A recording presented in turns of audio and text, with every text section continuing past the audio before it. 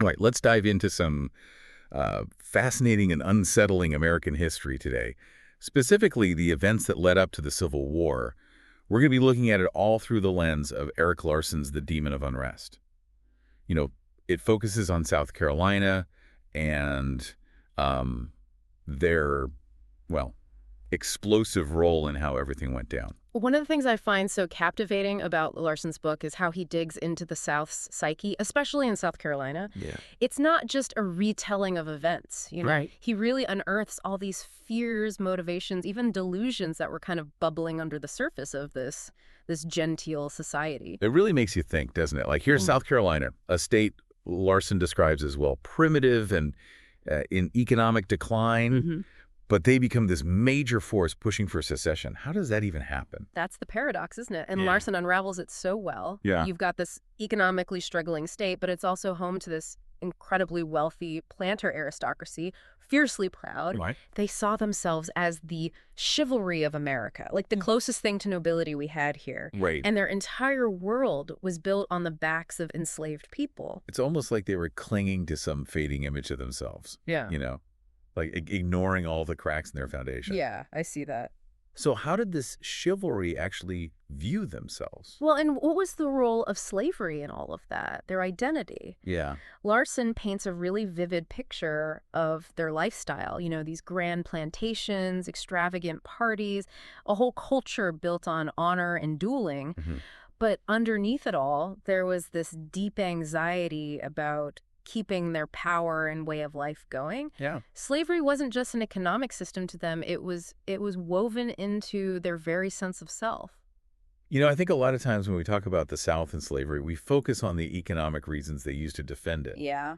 But Larson seems to be getting at something deeper, Absolutely. like the psychological and social side that we don't often talk about. Exactly. And that's where the book gets really fascinating. Okay. He introduces these larger-than-life figures like James Hammond, this prominent politician from South Carolina, and Edmund Ruffin, a fiery planter from Virginia who practically became a South Carolina evangelist. Okay. Through them, we get these incredible glimpses into the mindset of the South's elite. Okay. I am intrigued now. Yeah. Tell me more about these guys. What makes them so interesting?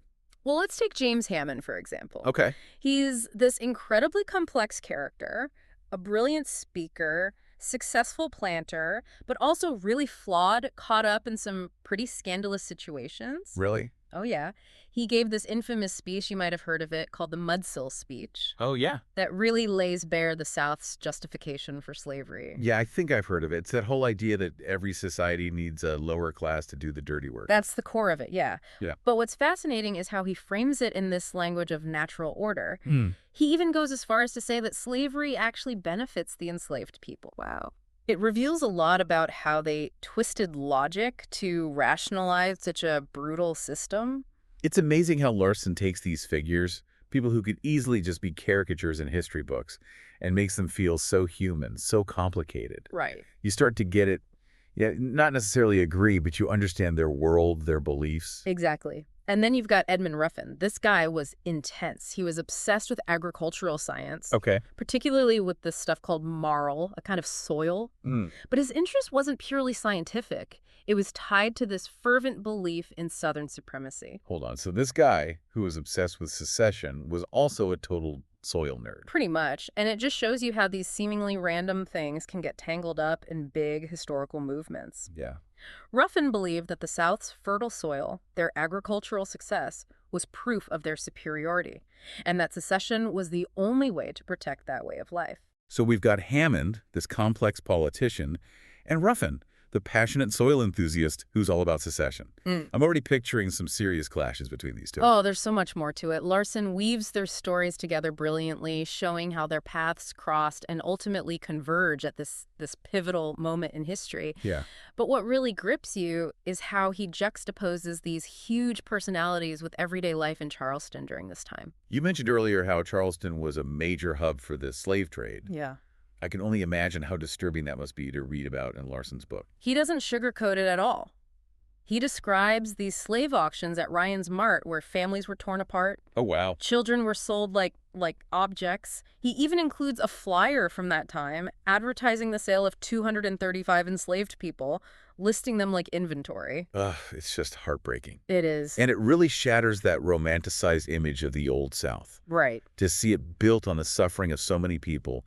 And it's happening alongside these grand social events, political debates. Exactly. And that contrast is what makes Larson's work so powerful. Yeah. He makes you confront this cognitive dissonance, this society that prized honor and chivalry while doing such barbaric things. It's almost like they were living in this bubble, completely oblivious to the storm that was coming. Or maybe they just chose not to see it. Yeah, Denial can be a powerful thing, absolutely. especially when your whole way of life is at stake. And speaking of denial, we can't forget about Uncle Tom's Cabin, published just a few years before all this. Oh, man. That book was like a bomb dropped right in the middle of the South, It was. exposing the brutality of slavery to a whole new audience. Hmm. And it really fueled the abolitionist movement. Absolutely. What was the South's reaction to that? Yeah. I'm guessing they weren't too happy. Let's just say they were not pleased. They saw it as this slanderous attack, a complete fabrication meant to demonize them, especially those in power, like our friend James Hammond, who saw it as a direct threat to their authority. So you have these rising tensions over slavery, a society clinging to a fading image, Yeah. and these fascinating, flawed characters trying to navigate it all. I'm hooked already. And that's just the beginning. Larson then takes us to the flashpoint of it all, Fort Sumter. Oh, yeah. Remember, this is where the first shots of the Civil War were fired. Right.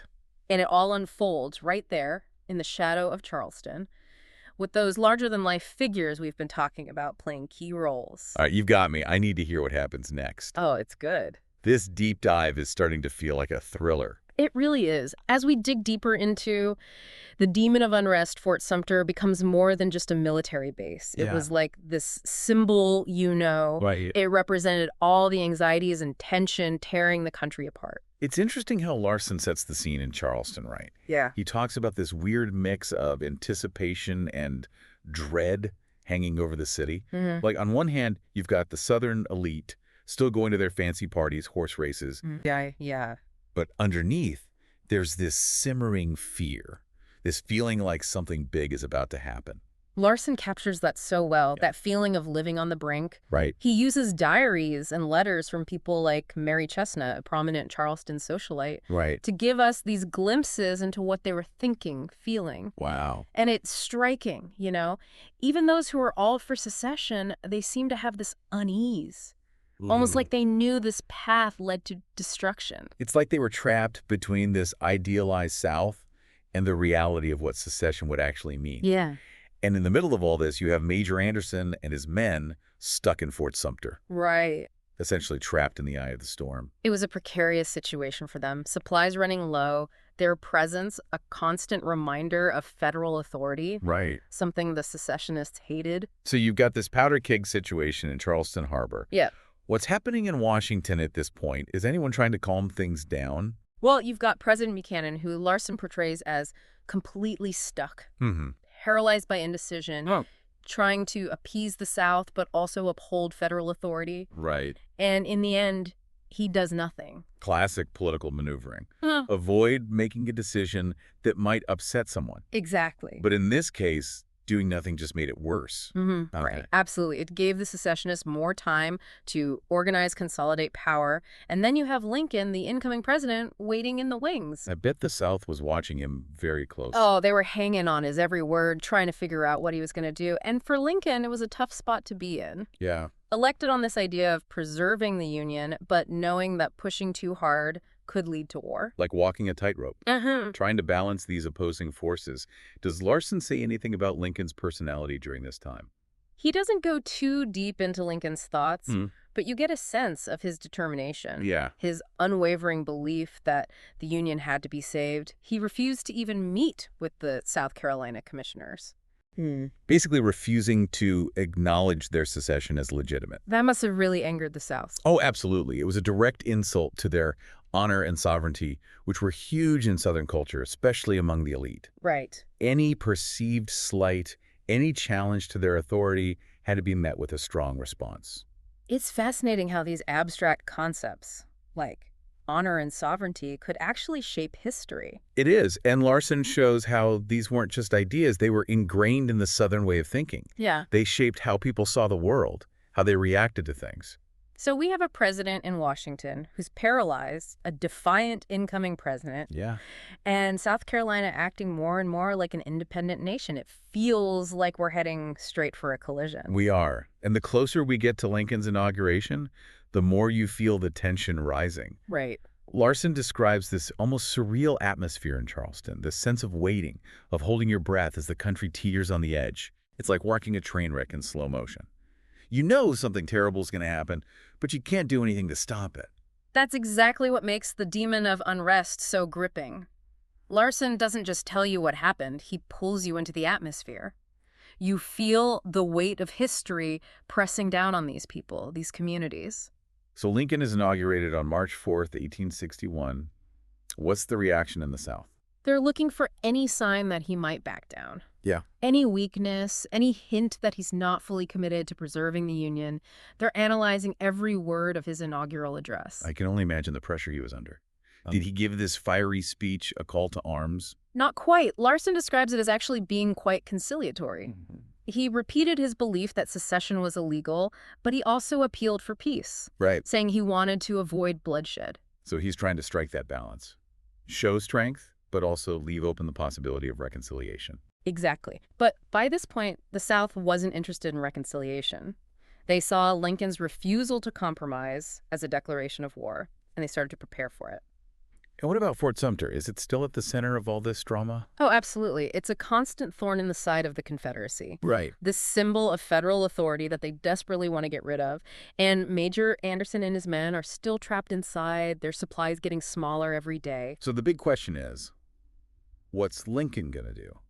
Abandon the fort and look weak, or resupply it and risk starting a war? That's the question that hangs over everything, and it's a question with huge consequences for the nation, for the people we've been talking about, for the future of America. Okay, I'm definitely hooked now. This deep dive just keeps getting more and more intense. We need to find out what happens next. So we left off with Lincoln facing this impossible decision about Fort Sumter. It really does feel like the fate of the nation was hanging on this one little fort. It did become a symbol, didn't it? Much bigger than just a military base. For the Confederacy, it represented federal overreach, a stain on their idea of sovereignty. Right. But for Lincoln, it was a symbol of the Union itself, a test of his will to hold the country together. So what did he do? I mean, leaving the fort would make him look weak, but resupplying it would almost certainly start a war. Well, what's fascinating is that Larson shows how Lincoln tried to find a middle ground. Okay.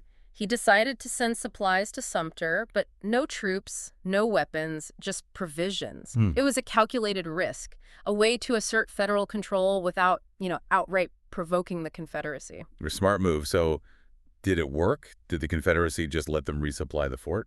Well, he did inform them beforehand. Lincoln actually sent word to the governor of South Carolina, hoping to avoid a confrontation. But, you can imagine how that went over. I'm guessing the folks down in Charleston, especially the hotheads, weren't too pleased about that. Exactly. The Confederate leadership, guys like Edmund Ruffin, saw it as a direct challenge, an opportunity to finally strike a blow for their independence. Remember, Ruffin had been pushing for secession for years. Right. He even went down to Charleston, wanted to be there when things kicked off. So this guy is basically just waiting for a fight at this point. He believed it was inevitable, that war was the only way for the Confederacy to be seen as a real nation. And unfortunately, a lot of people in the South felt the same way. Wow. They saw Fort Sumter as this symbolic battleground, a place where the South could prove its strength. So what happened when the ships arrived? Did the Confederates actually attack? They did. April 12, 1861, Confederate batteries opened fire on Fort Sumter, bombarding it for over 34 hours. Oh, wow. That was the start of the Civil War. It's just mind-blowing to think that this one event, firing on a fort in Charleston Harbor, could spark a war that would kill hundreds of thousands of people. It really shows how fragile peace can be. Yeah. And how quickly things can unravel, especially when you have people like Edmund Ruffin around who are so eager to fight. Speaking of Ruffin, What happened to him after the war started? Oh, he was thrilled, bragged about firing one of the first shots at Fort Sumter. Wow. He remained a diehard supporter of the Confederacy all throughout the war, but as the South started losing, he became more and more disillusioned. It must have been devastating for him to see the cause he was so devoted to just fall apart. Absolutely. And when the Confederacy surrendered in 1865, he couldn't accept it. Yeah. Couldn't accept the defeat, the end of his beloved Southern way of life, and tragically, he took his own life. Wow. That's a really tragic end for a man who was so sure he was right. It just shows how deeply this conflict tore the nation apart, even within families and communities. What about James Hammond? What happened to him after the war began? Hammond, the wealthy planter and politician, he stayed a firm supporter of the Confederacy, but his political career was pretty much over. Yeah. He went back to his plantation and continued to defend slavery until his death in 1864. It's almost like both of these men were consumed by the very thing they had given their lives to. That's a pretty sobering thought. It is, and it reminds us that history is made by individuals, with all their complexities and contradictions. Larson really doesn't shy away from those complexities, does he? Not at all. He presents these figures with all their flaws, which just makes them even more fascinating. You might not agree with their choices, their beliefs, but you're drawn into their world. Right. You start to understand what shaped them. I think that's what makes the Demon of Unrest so powerful. It's not just about the facts of the Civil War. It's about the human drama that was unfolding at the same time. Exactly. And by understanding their motivations, their fears, their hopes even, we get a much deeper understanding of this crucial period in American history. Well, this has been a really incredible deep dive. I feel like I've learned so much, not just about the events leading up to the Civil War, but about the people who lived through it. Me too.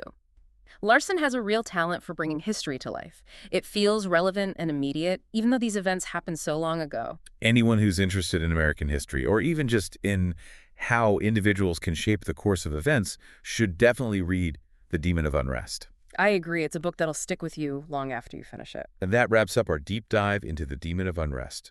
We hope you enjoyed joining us on this journey into pre-Civil War America. We'll see you next time for another fascinating exploration.